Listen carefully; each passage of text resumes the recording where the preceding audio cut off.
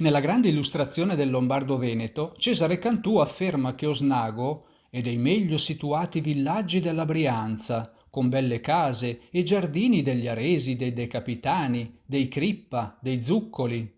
Un luogo dove il Cantù si lascia sfuggire un ricordo molto intimo.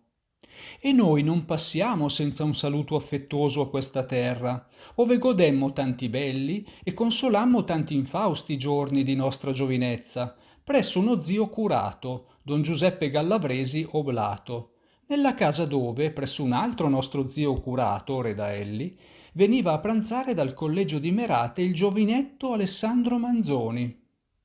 Cesare Cantù parla al plurale, unendo nel ricordo i fratelli Ignazio, affermato storico della Brianza, e Giuseppe, imprenditore serico, che impiantò filanda e filatoio nel castello di Brivio una volta dismesse le carceri pretorili nel 1855.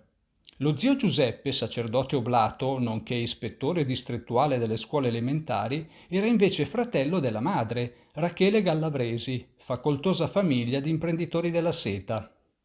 Padre dei tre fratelli era Celso Cantù, prima negoziante di legname e poi conduttore di due grosse tenute nella Bassa Lombarda, attività purtroppo entrambe fallite. Da qui i tanti infausti giorni di nostra giovinezza di Cesare e fratelli. Quanto ad Alessandro Manzoni, è noto che dal 1791 al 1796 egli fu alunno del Collegio dei Padri Somaschi di Merate. Su Osnago Cesare Cantù aggiunge infine questa curiosa notizia. Profondissimo il pozzo comunale e scavandolo si trovarono fino a quella bassura pietre fluviatili e breccia.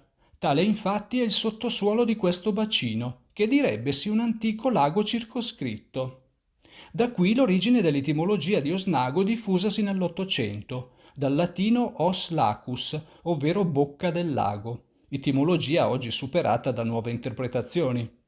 Alla prossima istantanea, amici del Bruco.